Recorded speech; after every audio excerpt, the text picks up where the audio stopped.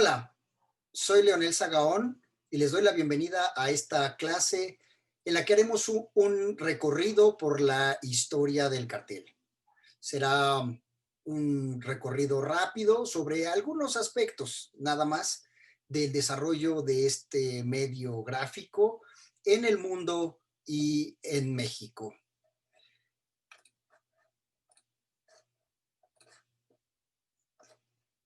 El desarrollo del cartel, el nacimiento del cartel, tiene una íntima relación con la tecnología de la impresión. Ustedes saben que los carteles en general son pliegos de papel más o menos grandes, impresos, y que por su tamaño, colocados en los muros de las ciudades, llevan sus mensajes a la población. Se trata de un medio, sin duda, que vio mejores épocas de mayor éxito y de mayor eh, impacto comunicativo de lo que tiene ahora, porque el desarrollo de las tecnologías de comunicación digital lo han desplazado un poco. Pero digamos que desde el siglo XVIII más o menos, no era raro ver en las ciudades pegados papeles impresos en tipografía. Es decir, estos bloques de letras en relieve, ya sean metálicas o de madera, que se entintaban y después por presión se transferían al papel. Esos carteles o esos primeros carteles de la historia no tenían imagen, eran solo textos y eran principalmente mensajes escritos y avisos para la población. Pero hacia finales del siglo XVIII, en Alemania, un señor de nombre Alois Senefelder desarrolla o perfecciona una técnica y una tecnología que permitió imprimir imágenes. Esta técnica, esta tecnología se conoce con el nombre de litografía. ¿Cómo funciona la litografía? Bueno, se basa en el principio de que agua y aceite no se mezclan. Entonces, sobre de una piedra, y de ahí viene el término lito, de piedra, una piedra caliza de una superficie muy lisa, es pulida para quedar totalmente tersa, verdaderamente tersa, sin una sola irregularidad. Para pulirla se utiliza otra piedra y así, por fricción, se deja totalmente pulida. Sobre de esa superficie pulida de la piedra, el artista, el autor, dibuja o escribe con un lápiz graso, es decir, una especie de crayón, ¿no? Cuyo pigmento solo es soluble al aceite. Hace ahí mismo directamente sobre de la piedra su trabajo y después se humedece toda la superficie con agua. El agua se va a adherir a la superficie tersa de la piedra solo en las áreas que no fueron eh, trabajadas con la crayola o el lápiz grasoso, porque el lápiz grasoso va a expulsar la humedad de esa zona. Después, con un rodillo se aplica una tinta que es soluble en aceite, es decir, que no se va a adherir en aquellas superficies que están humedecidas con agua.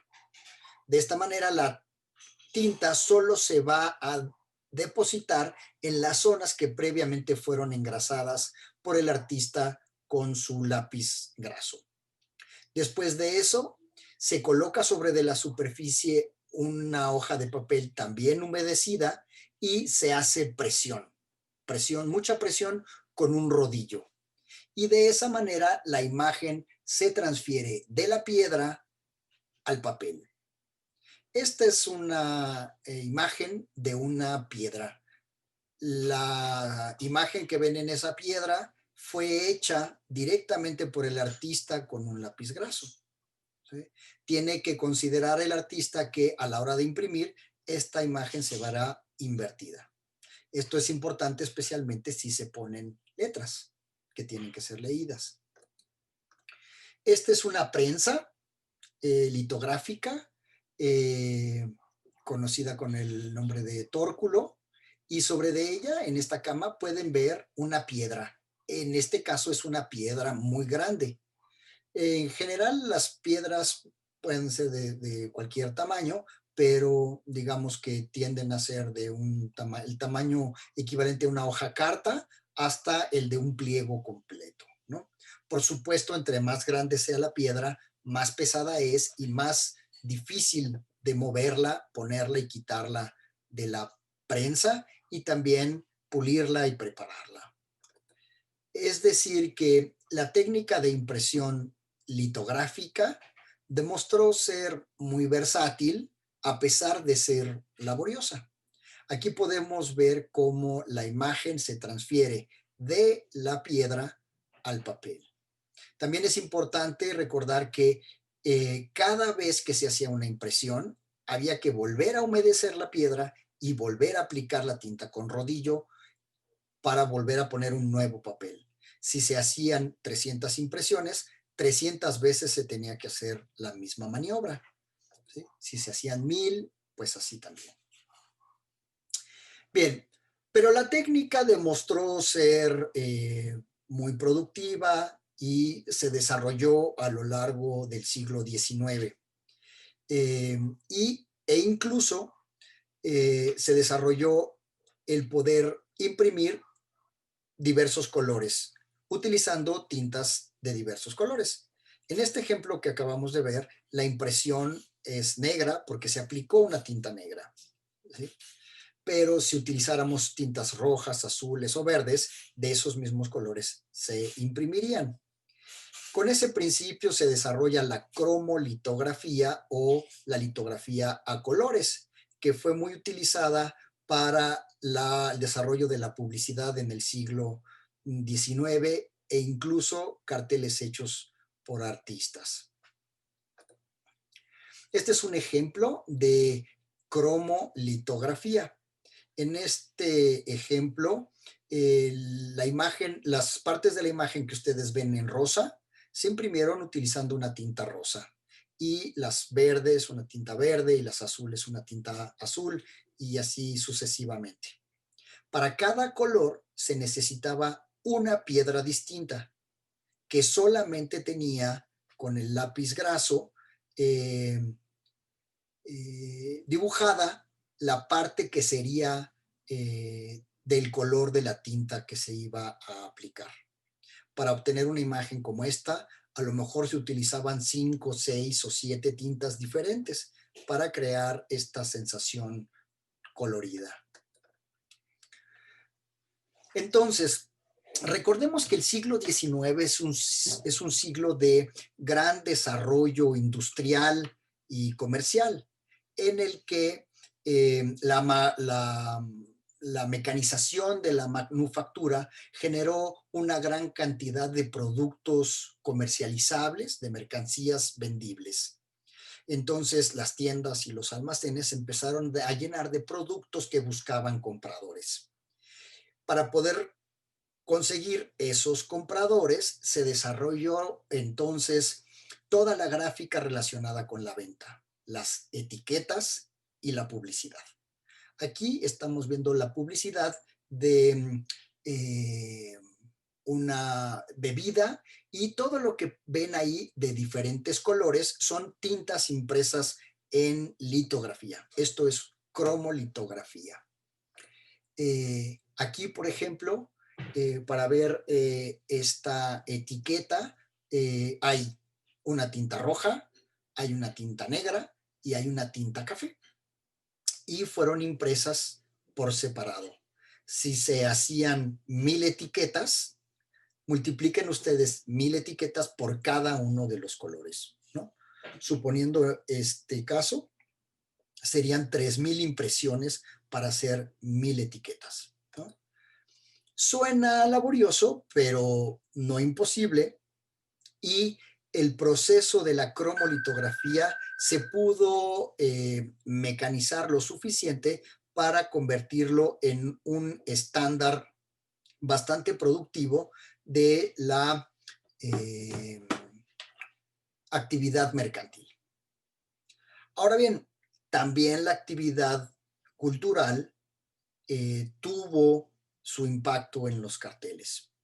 Piensen que es una época en la que no había ni televisión ni cine, pero de todos modos había estrellas del espectáculo como las hay ahora en el cine. Una de ellas fue Sarah Bernard, ¿no? Digamos que es el equivalente de la Scarlett Johansson de aquella época, que si bien solo aparecía en obras de teatro en París, era muy popular. Entonces, la publicidad, la propaganda para anunciar las obras de Sarah Bernard, pues era muy importante. Es un caso interesante porque los carteles de las obras de Sarah los diseñó un artista checo muy famoso de nombre Alfonso Mucha o Mucha, depende cómo se pronuncie. Este diseñador radicaba en París en esa época y era el favorito de Sarah para hacer sus carteles.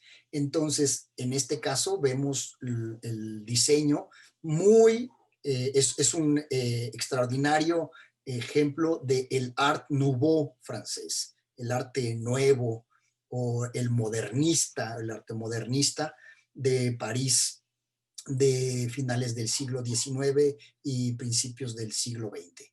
En este caso, Sarah Bernard interpretaría Gismonda en el Teatro del Renacimiento. Y aquí pueden ver el diseño de Alphonse Mucha. Este es Medea. Sarah Bernard interpretaría a Medea y vean ustedes el cartel diseñado por Alphonse Mucha. Cada color se imprimió por separado en cromolitografía. Pero además es interesante que estos carteles que estaban pegados en todas las calles de París eran carteles muy grandes, es decir, tenían un tamaño tal que se necesitaban 3, 4 y hasta 5 pliegos de papel para formar una sola imagen vertical. Entonces, cada pieza de papel se tenía que imprimir con el proceso de cromolitografía. En este caso, tal vez este cartel tenga unas 4 o 5 tintas y pensemos que se hubieran hecho unos 300 o 400 carteles para la ciudad de París y cada cartel estaba formado por 4 piezas.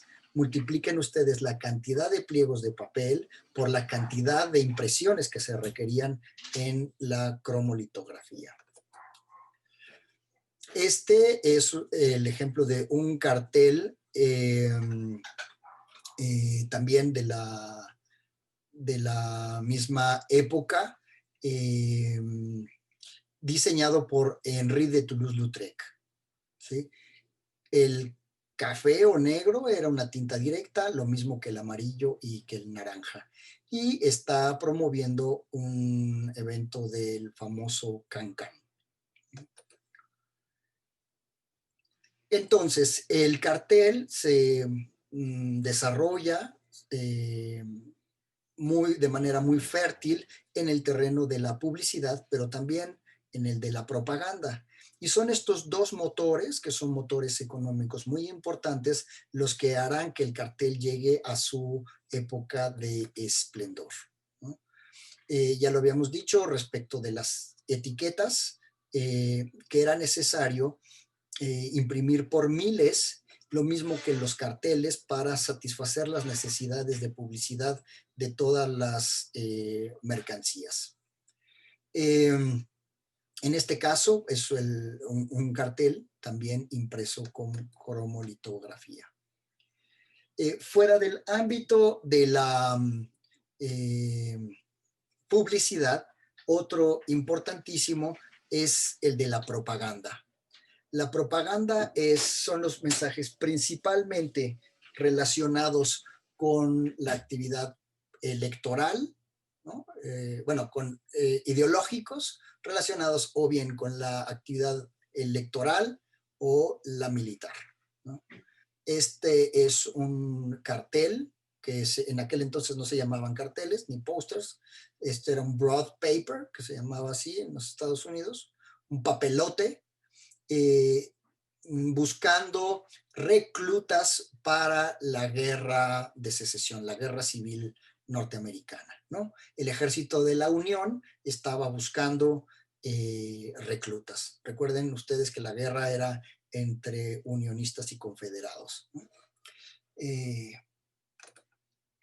Otro cartel, todos los textos están impresos con letras en tipos móviles, lo que se llamaba letterpress, y la imagen en litografía. Este es también un cartel buscando reclutas. Este ya es un cartel posterior, este ya es de la época de la Primera Guerra Mundial, y es un cartel también de propaganda en los Estados Unidos, buscando el apoyo norteamericano a los aliados en la Primera Guerra Mundial, ¿no? Entonces es justo buscando que la sociedad apoye. En este caso lo interesante es que el personaje que vemos, que es el de una mujer dormida, está funcionando como un símbolo. Es una alegoría de América, ¿no? Ustedes saben que los gringos creen que su país es América y por eso confunden todo el tiempo a su país con el continente entero, ¿no? Pero bueno, en este caso esa mujer que está allí no es otra, sino la mismísima América que está adormilada. Y el mensaje es: despierta, América, la civilización te llama. Este es otro cartel también de la época de la Primera Guerra Mundial, en la que está fomentando la camaradería, el enlace y la alianza entre franceses y británicos, ¿no? Es interesante ver cómo aquí el recurso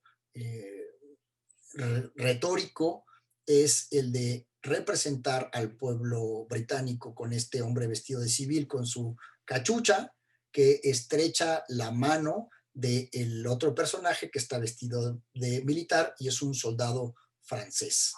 No necesitamos ver a todo el ejército francés. Este personaje los simboliza, los representa a todos, ¿no?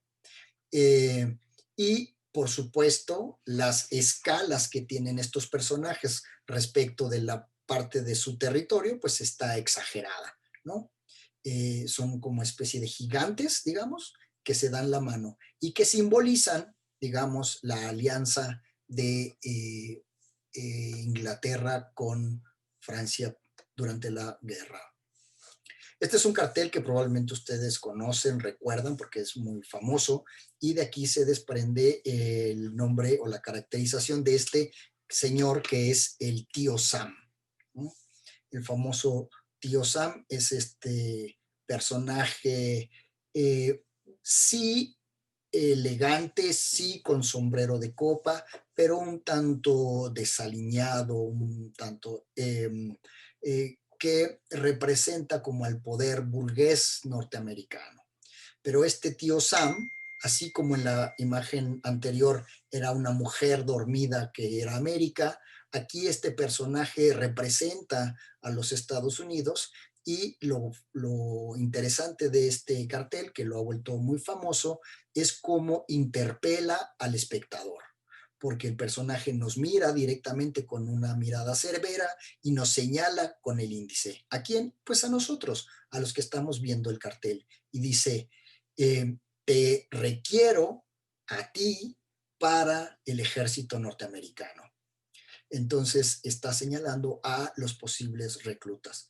Desde el punto de vista del discurso comunicativo, este cartel es muy importante porque justo es una de las primeras muestras en las que la comunicación se construye de una manera tan explícita, interpelando al espectador, ¿no? De nuevo, es impreso en litografía y cada color es una tinta que se imprimió por separado. Ahora, en este caso, que es un cartel soviético de la Revolución Rusa, es interesante ver las similitudes con el cartel anterior, ¿no? Porque en este caso también el personaje nos mira directamente y nos señala interpelándonos, ¿no? No estoy en condiciones de leer el mensaje en alfabeto cirílico, pero sin duda debe de ser un mensaje de productividad que hace que se comprometa o que quiere comprometer al espectador en su discurso. Este es un cartel muy famoso también, seguramente ustedes lo habrán visto en más de un lugar. Es un cartel también de la post-revolución soviética. Es un cartel diseñado por Rodchenko, un artista constructivista ruso que con el tiempo emigró a los Estados Unidos y se volvió director de arte de revistas, muy, muy importante. Y este cartel es un cartel que anuncia libros, ¿no? Aquí sí sabemos que el texto dice libros para todos. Y aquí lo interesante es que esta chica, como alegre y como chispeante, anuncia entusiasmada, ¡hey! Libros para todos. Este es un cartel como de fomento a la lectura. Este es un cartel de la Revolución China, de la Revolución Cultural China. Acá es interesante ver cómo es un cartel hecho en dos tintas, una tinta roja y una tinta negra. Y ese uso de tintas nos ayuda a separar lo que es el primer plano del segundo plano, ¿sí? Y a establecer al personaje del mensaje con su contexto. El rojo y el negro fueron impresos por separado. Este es un cartel de la Guerra Civil Española, ¿no? 1937 más o menos, 37 a 1939. Vean cómo las figuras de los combatientes son figuras gallardas, robustas, fuertes, bien abrigadas y listas para atacar con gran vigor a los soldados enemigos, que son los falangistas, ¿sí? Los nacionalistas. Este es un cartel de la República. Con el tiempo, los republicanos perdieron la guerra, pero bueno, este es un cartel como todavía con muchísimo optimismo. Este es un cartel ya de la Segunda Guerra Mundial. No, perdón, este es un cartel también de la guerra Civil Española, y es de las brigadas internacionalistas que van a apoyar a la República Española, ¿no? Muchos combatientes fueron. Este es otro cartel también de la guerra civil, pero muy diferente del primero que vimos, ¿no? Noten aquí cómo los personajes y lo que están haciendo no contribuyen mucho al buen mensaje de este cartel, ¿no? No pasarán, era la gran consigna de los republicanos para detener el avance incesante del ejército nacionalista, de los falangistas. Diciendo que no pasarían y que no llegarían nunca a Madrid o a Barcelona, ¿no? El asunto está en que este cartel pues vemos a los combatientes pues muy frágiles, ¿no? No como el primer cartel, que estaban todos fornidos. Y la tipografía es una tipografía desesperada, ¿no? Y bueno, pues sí, con el tiempo pasaron y los hicieron pedazos, ¿no? Este es ya un cartel de, ahora sí, de la Segunda Guerra Mundial. Este es parte de la propaganda nazi. Los nazis fueron muy importantes en el desarrollo de la propaganda y utilizaron al cartel de manera intensiva. Piensen ustedes que un cartel impreso en miles o en millones de ejemplares puede tapizar un país entero. Y la guerra se combate no solo con armas, no solo en el frente de combate, sino también con la propaganda, ¿no? Es muy importante y los nazis fueron pues maestros en eso. Noten aquí la representación del personaje, es un militar que representa a todo el ejército nazi con su bandera, y es, como lo vimos en el primer cartel de la República Española, un tipo gallardo y robusto, ¿no? También un cartel nazi de propaganda, no, ni siquiera tiene texto, pero no hace falta porque es apabullante el despliegue en imagen del ejército. Vemos un solo soldado al centro, ni siquiera completo, solo su cabeza, pero es suficiente para representar a todo el ejército, ¿no? Acompañado de la Fuerza Aérea, que ustedes saben que fue muy importante en la primera etapa de la guerra, y después los tanques, ¿no? También cartel de propaganda nazi, ¿no? Y acá, en lugar de tener a un soldado que representa al ejército, tenemos esta águila, ¿no? Que también es un símbolo, está jugando un papel simbólico para representar a todo el ejército nazi. Este es un cartel muy interesante, también de propaganda, eh, y es interesante porque tiene, a diferencia de los anteriores que eran ilustrados, ¿sí? Porque la piedra de litografía se prestaba para hacer ilustraciones, este ya es fotográfico. Lo que pasa es que este es el momento en el que la fotografía eh, empieza a ser susceptible de ser reproducida de manera impresa. Esto sucede con el paso de la litografía al offset litográfico, es decir, las imprentas que están totalmente mecanizadas y que, en lugar de usar una piedra, como se los presenté al inicio, utilizan placas metálicas. Pero en esa placa metálica, también muy tersa, funciona el mismo principio de tinta soluble al aceite y agua.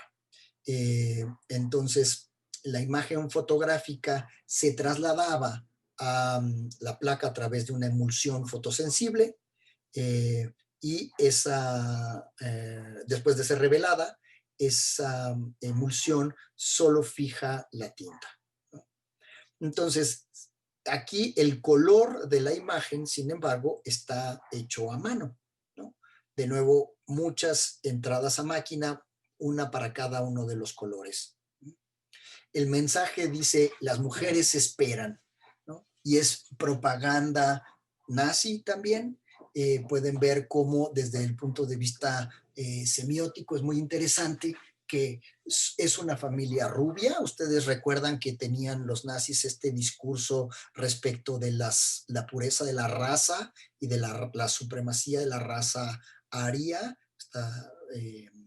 estos hombres rubios, blancos y fuertes, pero que en esta imagen el que está ausente justamente es el hombre, el padre, eh, que es el que está combatiendo, ¿no? Y el mensaje es: las mujeres esperan, las mujeres están guardando a la familia, cuidándola eh, para el regreso de los militares.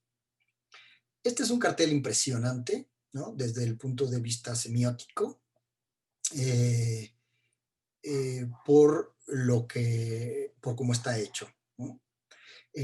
Lo que vemos, ¿no?, primeramente, es una cortina hecha de 3 piezas y detrás de ellas un personaje. Acá las cosas se empiezan a volver muy interesantes cuando vemos que cada una de las piezas de esa cortina es la bandera de cada uno de los principales países aliados, ¿sí? Aliados combatiendo a Alemania. Y el personaje que está detrás de esa cortina es un personaje torvo, un tanto siniestro, que a quien le cuelga una cadena dorada, suponemos que es de oro, o sea que es un tipo que tiene dinero, mucho dinero, y es la estrella de David, es decir, es un judío.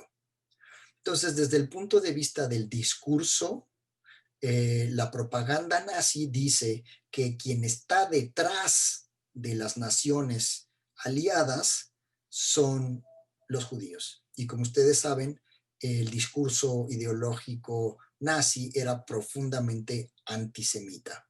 Entonces aquí podemos ver cómo el cartel está construyendo este discurso. Este es un cartel también de la Segunda Guerra, pero ya no del lado nazi, sino del lado norteamericano y británico. Así como lo vimos en el cartel de la Primera Guerra Mundial, donde dos personajes se daban la mano, aquí también tenemos este recurso retórico de la exageración de la talla, es decir, una hipérbole, porque está esta especie de gigante del que solamente vemos las botas, que está dando un gran paso, que es venir de Europa destruida para pisotear con su bota nazi la Estatua de la Libertad en los Estados Unidos, ¿no? El mensaje es ayudemos a Inglaterra, ayudar a los ingleses es defender América, ¿no? Aceleren la producción. Era la época en la que los Estados Unidos todavía no entraban a la guerra, ¿no? Este es también un cartel de propaganda anti-alemana,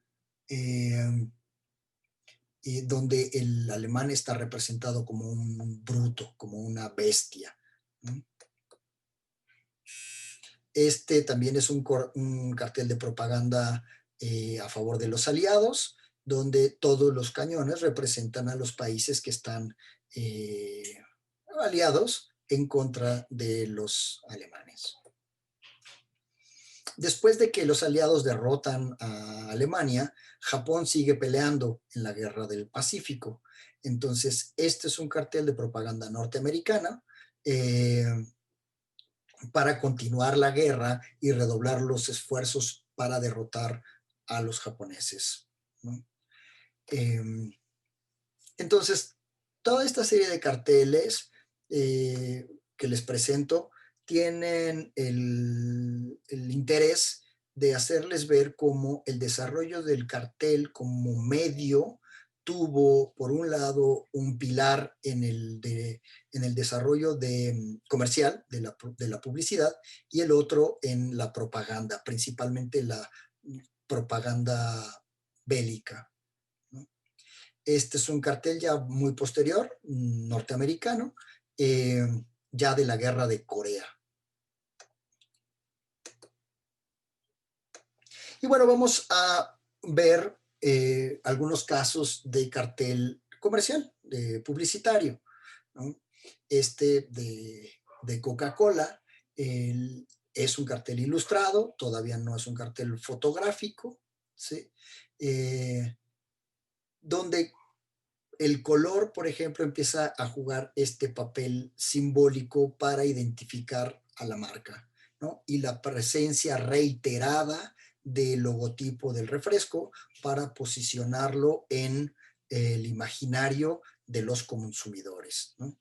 La chica, por supuesto, es una rubia norteamericana, ¿no? Y en ese sentido no hay mucha diferencia desde el punto de vista semiótico respecto del cartel de propaganda nazi, donde veíamos a la madre también rubia, ¿no? Como símbolo atractivo para los consumidores.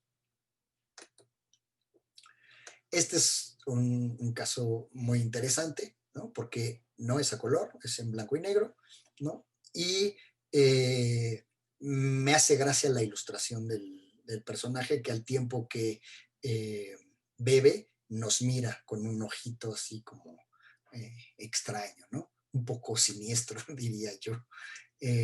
Pero de nuevo la presencia de la marca, a pesar de que no tiene el rojo característico. Muy distinta es la propaganda, o bueno, perdón, la publicidad eh, de Perrier, un agua gasificada. Eh,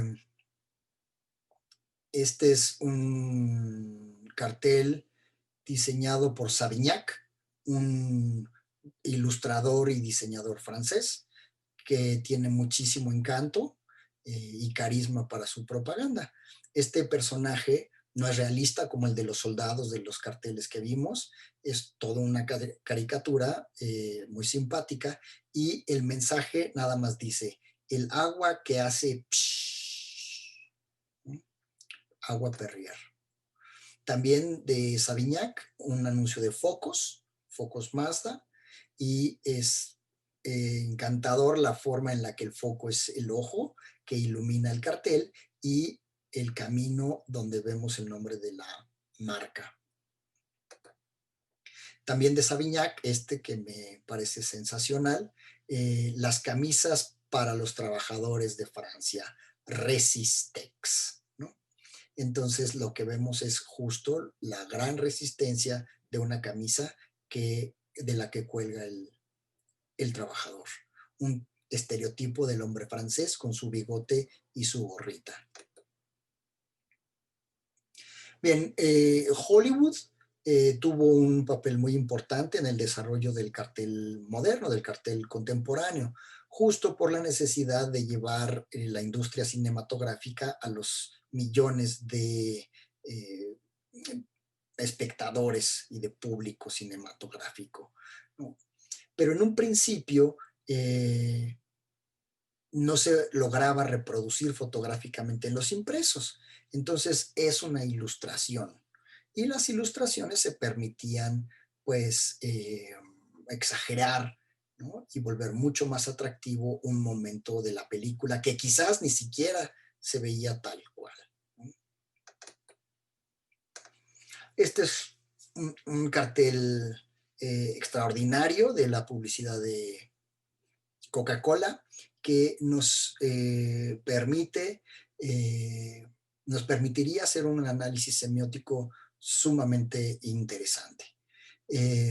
Aquí podemos ver cómo en la escena hay una chica joven, linda, muy cercana al estereotipo de mujer bonita que promueven los medios, ¿no?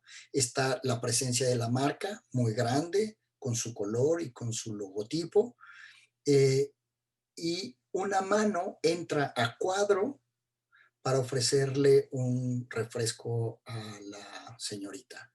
Y el cartel lo único que dice al centro es sí, ¿no?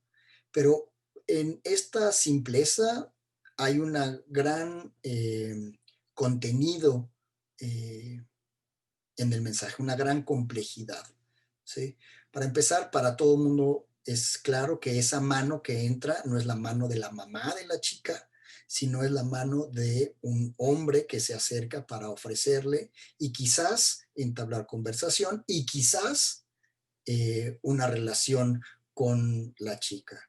Y ella contesta de forma coqueta y eh, alegre, entusiasta, pues que sí, ¿no? Que sí acepta el refresco, ¿no? Sin embargo, las connotaciones son muchas y muy intensas, ¿no?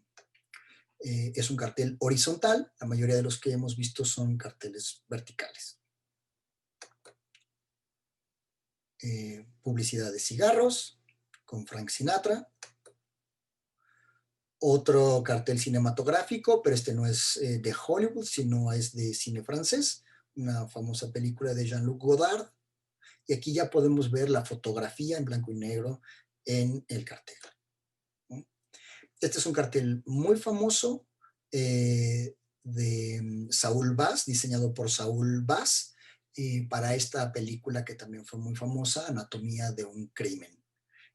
Quizás es hasta más famoso el cartel que la mismísima película. Y esta, que sin duda lo es todavía más, El hombre del brazo de oro, una película en la que participaba, entre otros, Frank Sinatra, y también es un cartel diseñado por Saúl Bass. Noten cómo aquí ni siquiera se preocupa por representar o plasmar nada similar a lo de la fotografía, de la película. Es una interpretación que hace el diseñador de del concepto de la película.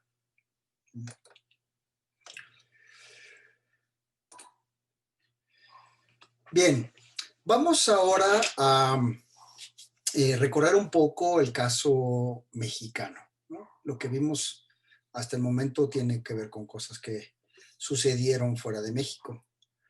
Pero la historia del cartel en México también es importante y hay muchas cosas interesantes.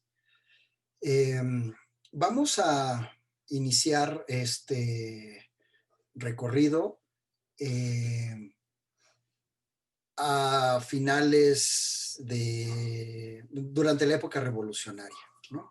Digamos a principios del siglo XX, ¿no?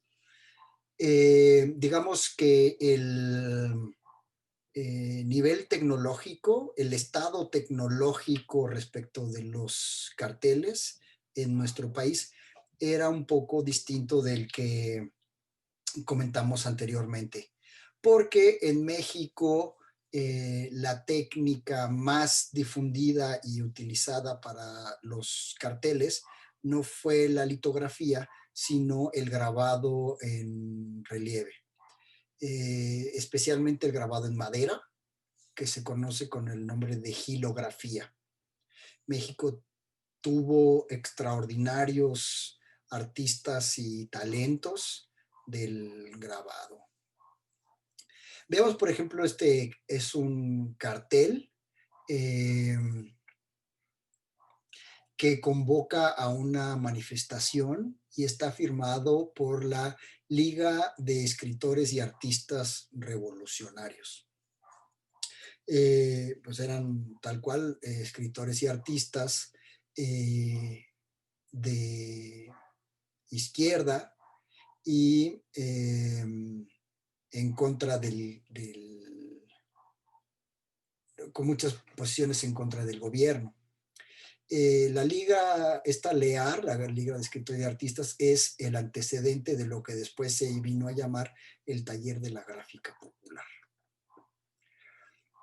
Este es un cartel extraordinario, bellísimo. Es un grabado de Leopoldo Méndez. El cartel no era muy grande, pero la placa con la que se imprimió era del tamaño tal cual del mismo cartel. La forma de hacer este grabado es muy particular. Es una técnica que se conoce con el nombre de plancha perdida. Entonces, aquí Leopoldo Méndez, que era un grabador en madera extraordinario, hizo toda esta escena que ven grabada en lo que ustedes perciben en rojo, ¿sí? Todo. Esta parte del fondo de esta manifestación que ven por este lado, en rojo, es decir, se imprimió con una tinta roja, pero está grabada en la placa de madera. Imaginen un triplay que se va escarbando con unas cuchillas especiales que se llaman gubias. Entonces, con ese escarbar se van formando las figuras. Digamos que donde ustedes ven blanco hay hueco y donde ven rojo hay relieve.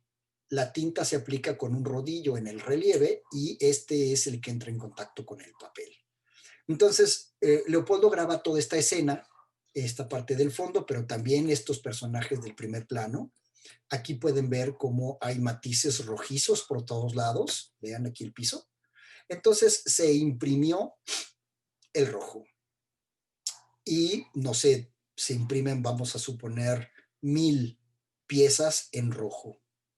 Y regresa la tabla a manos del grabador y el grabador sigue escarbando. Entonces, elimina todo esto que ya fue impreso en rojo y solamente deja lo que ahora ven impreso en negro.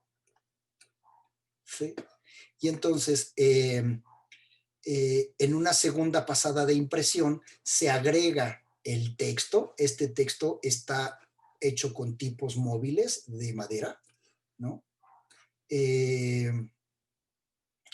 Y se le agrega a la plancha y se vuelve a imprimir en esta segunda pasada con tinta negra.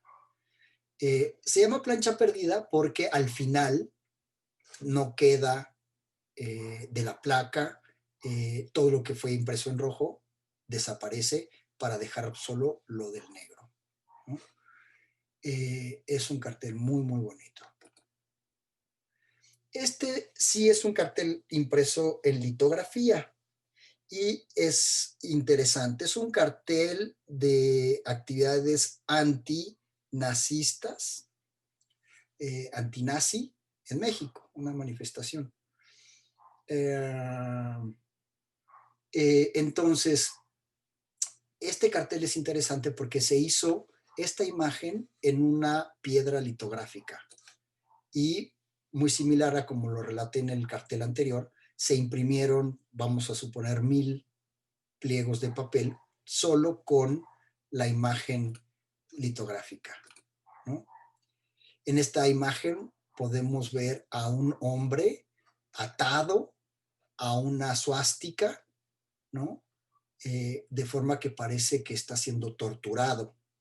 Es una manera simbólica de decir que el nazismo aprisiona, esclaviza y martiriza a las personas. Después de que se imprimió la imagen, se imprime la tipografía. Esta tipografía también está compuesta con letterpress, es decir, con tipos móviles de madera o de metal, y se les pasa el rodillo con tinta roja y se imprimen de nuevo los 1000 pliegos.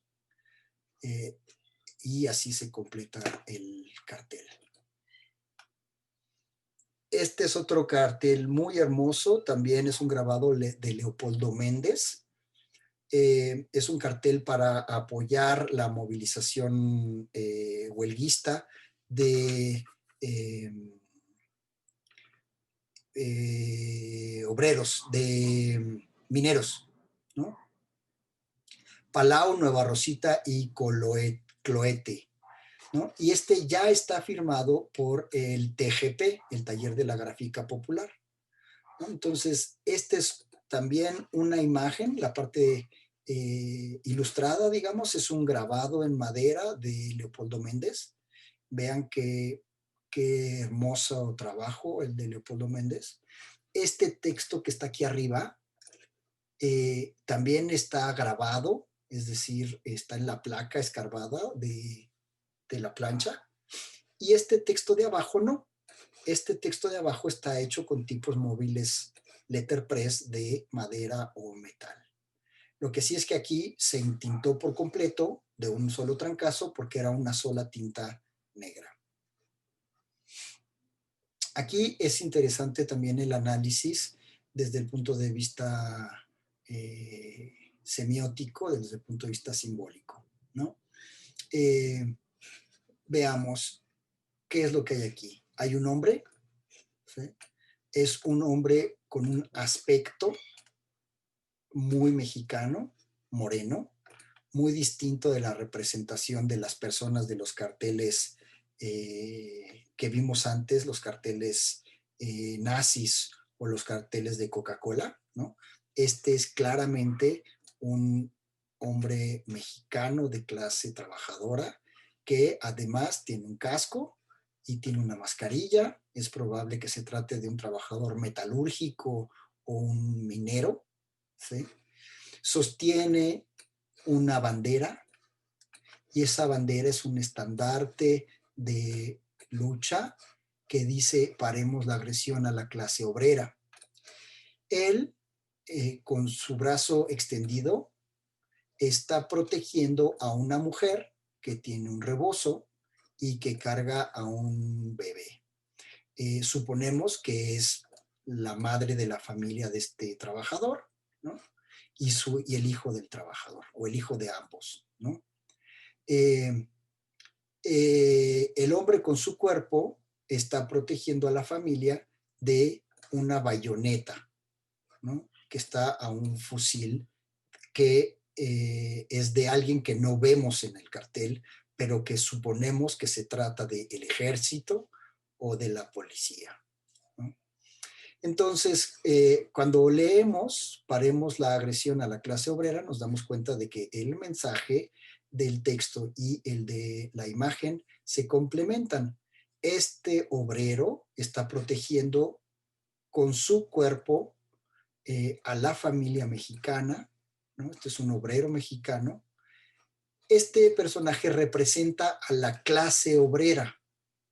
Entonces, en el cartel, obviamente no podemos poner a todos y cada uno de los integrantes de la clase obrera. Entonces, un personaje los representa, ¿sí? Es un símbolo, ¿no? Y estos dos personajes representan a la familia mexicana del obrero mexicano. Y aquí, aunque no vemos todo, solo la bayoneta, sabemos lo que viene después. Y si bien es una sola bayoneta y un solo fusil, entendemos que esto representa a todas las fuerzas represoras, sean militares o policíacas, o guardias blancas o el gobierno. Esta es la forma en la que los carteles construyen sus mensajes, porque como recordamos desde el inicio del curso, el cartel es un medio poderoso, pero que tiene que utilizar pocos elementos y ser muy específico en su mensaje. No se pueden decir muchas cosas en un cartel, se puede decir una sola cosa, pero hay que decirla bien. Bien, vamos ahora a brincarnos a... Permítame. Hasta acá. Este es una imagen muy famosa, probablemente ustedes la han visto antes. También es un grabado en madera, pero aquí el autor no es Leopoldo Méndez, sino es Adolfo Mexiac, que murió recién el año pasado. Un extraordinario grabador también, también integrante del taller de la gráfica popular. Y es prácticamente nada más esta imagen. Originalmente no tenía ningún texto, ¿no? Esta imagen la hizo Adolfo Miexiak siendo muy joven, a finales de los años 50, principios de los años 60, para respaldar un movimiento de médicos mexicanos, ¿no? Y habían sido reprimidos, y entonces Mexiac hace esta imagen que es súper poderosa, es muy elocuente y vale la pena que nos detengamos un poquito en analizarla. De nuevo tenemos el rostro de un hombre joven y de nuevo nos damos cuenta de que se trata de un rostro muy mexicano y de un mexicano probablemente de la clase trabajadora, joven, ¿sí? Y todo parece más o menos normal, o sea, vean la maestría de Mexiac para reflejar la mirada del personaje que está angustiado, está sorprendido, y todo es muy realista, su cabello, sus orejas, sus ojos, su nariz. Y justo donde tendría que estar la boca, encontramos algo que no es la boca y que en el realismo del trabajo del grabador sabemos que se trata de una cadena o de los eslabones de una cadena a los que cierra un candado, ¿sí? Cuando en el lugar de encontrar, en el que tendríamos que ver la boca, no encontramos eso, sino otra cosa, nuestra mente, hagan de cuenta que prende una alarma y dice, pip, pip, pip, cuidado, aquí hay algo que tienes que comprender porque sale de lo normal. Entonces, la mente no resiste la tentación de formular una explicación. ¿Por qué en lugar de haber una boca hay una cadena con un candado? Bien, probablemente todos ustedes llegaron a la misma conclusión, porque esta es una imagen que habla de represión a la libertad de expresión, ¿sí? ¿Qué es lo que hace el ejército, la policía, el gobierno en contra de quienes se rebelan, ¿no? Entonces, eh, digamos, es una metáfora visual, ¿no? Y este personaje representa a todos los hombres jóvenes lo que estaban en ese movimiento y representa la falta de libertad de expresión en general. Entonces, el cartel habla de cosas generales, ¿sí? Bien, esta imagen fue tan potente y tan exitosa que en 1968, en el contexto del movimiento estudiantil, la retomaron los estudiantes, ¿no? Adolfo Mexiac les autorizó y me parece que incluso les dio la placa y la volvieron a imprimir, esta vez para acompañar a la movilización y las demandas del movimiento estudiantil, que, como ustedes saben, también fue reprimido por el ejército y el gobierno. En ese marco, el del movimiento estudiantil, tenemos este otro cartel que es súper interesante. Es también un grabado, pero esta vez no es en madera, sino en linóleo, un material sintético, plástico, eh, muy suave y fácil de grabar, ¿no? Y es que durante el movimiento los estudiantes, para empezar, no tenían muchos recursos, además estaban siendo perseguidos y, por supuesto, no tenían acceso a los medios masivos de comunicación, ni a la radio, ni a la prensa, ni a la televisión. Estaban totalmente marginados.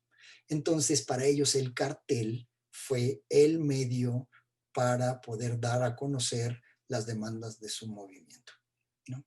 En ese contexto, y desde que había empezado el sexenio de Díaz Ordaz, se había dado un gran impulso a las exportaciones mexicanas.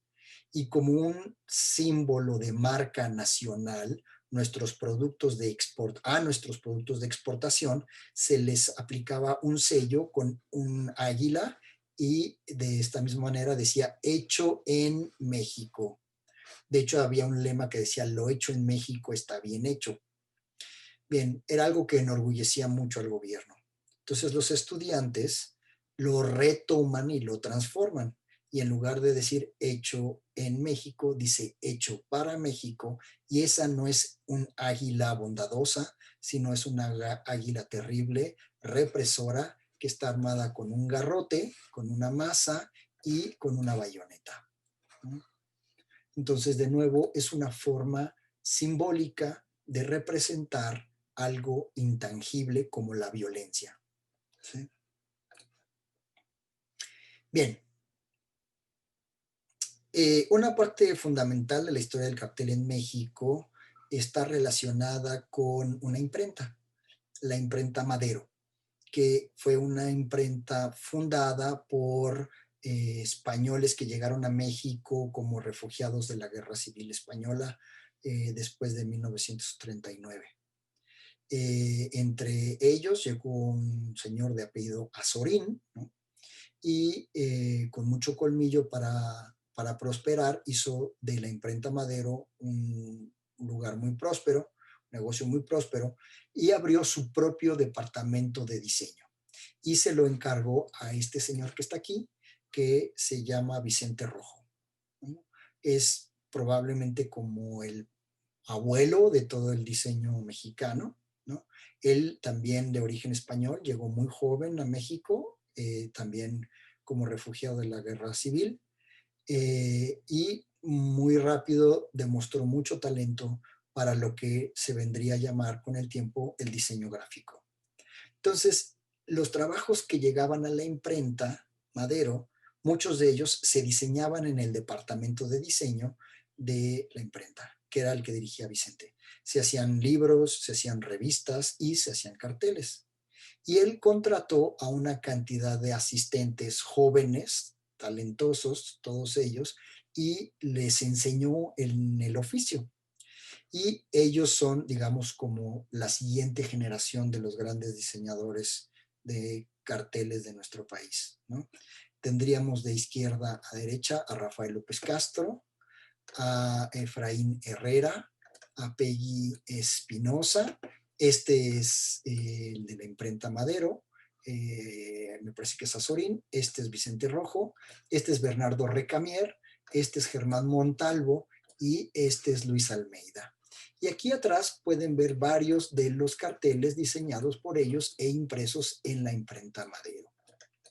No solamente Vicente fue un gran maestro del arte del diseño, también la imprenta fue una escuela de impresión y de experimentación de las posibilidades técnicas y tecnológicas del offset litográfico para imprimir carteles. Entonces, estos diseñadores, además de desarrollar capacidades conceptuales y tipográficas, también aprendieron de la prensa, de la mezcla de tintas, de la, eh, eh, ¿cómo se llama? Perdón, la fotomecánica. ¿Okay? Eh, Todos ellos, gente de izquierda, la mayoría de ellos vinculados al Partido Comunista o a los partidos de izquierda que vinieron después del Partido Comunista, como el Partido Socialista Unificado de México, el Partido Mexicano Socialista y después el PRD, ¿no? De hecho, mucho del diseño de los carteles y de la propaganda de estos partidos la hicieron estos mismos diseñadores, ¿no? Eh, entonces, es muy importante reconocer el valor que tuvo la lucha por las libertades democráticas y la lucha de la izquierda en nuestro país en el desarrollo de los carteles. Bien, pero hoy en día las cosas han cambiado mucho. Uno de los principales factores que ha modificado lo que entendemos hoy en día como cartel y su papel dentro de la comunicación social o la comunicación de masas en nuestro país tiene que ver con la privatización del espacio público, porque hasta hace algunas décadas cualquiera podía pegar carteles en la calle. A lo mejor el propietario o por ahí, ¿no? Se enojaban y medio los denunciaban y por ahí, ¿no? Había lugares que decía prohibido pegar carteles, pero digamos que pegar carteles en la calle no era un delito ni una falta. Hoy en día lo es. Es decir, con independencia de que vamos a pensar en una barda pública que no tenga un propietario tal cual. Si la policía te ve pegando carteles, te arresta. No es prisión, no es un delito, pero sí es una falta administrativa. Entonces, lo que sucede es que en el espacio de la ciudad hay lugares en los que se permite pegar carteles, pero estos lugares están privatizados y se cobra por esos carteles. Es el caso de los espectaculares, ¿no? Las vallas espectaculares que ven en las azoteas de los edificios son espacios para fijar unos carteles inmensos, monumentales, pero hay que pagar para estar allí, ¿no? Lo mismo pasa con estos, los famosos parabuses, ¿no? Que están asociados a las paradas de los metros, perdón, de los camiones, y aquí se pueden poner los carteles, pero solo los carteles que contrataron y pagaron el servicio de los parabuses, ¿sí? Están los parabuses en todos lados, luego están estos como kioscos también, ¿no? Más chaparritos, pero en general todos estos espacios están concesionados a empresas. Entonces, solo puedes poner carteles allí y solo si les pagas. a las empresas que los administran. Estos seguramente los conocen, son los del Metrobús, y estos grandes anuncios pues son carteles horizontales, más bien, ¿no? Ya no son verticales. Están casi exclusivamente dedicados a la publicidad y solamente puede poner un cartel allí quien paga por ello. Y los únicos que pagan por ellos son los que se anuncian, ¿no? Si tú tienes la necesidad de convocar a una manifestación, pues no vas a poder poner tu cartel ahí, ¿no? Y si te cachan pegándolo encima, te van a meter al bote.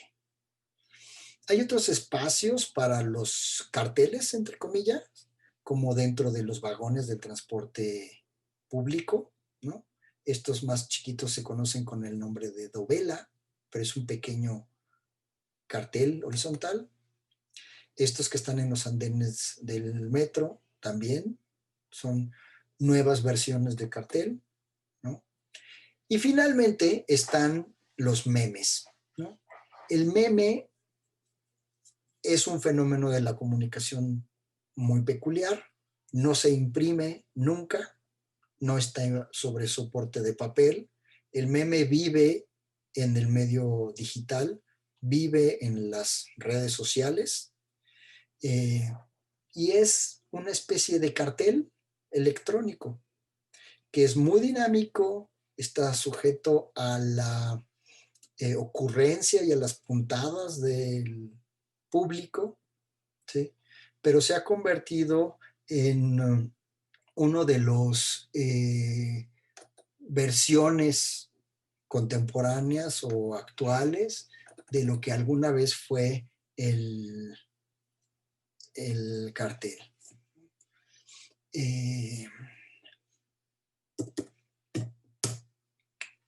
Hoy en día también, si tu mensaje no es publicitario y no estás pagando para que esté en un espacio privatizado y no es de un partido político, si tu mensaje es de subversivo o contestatario, los muros han visto nacer un nuevo formato, que es el stencil.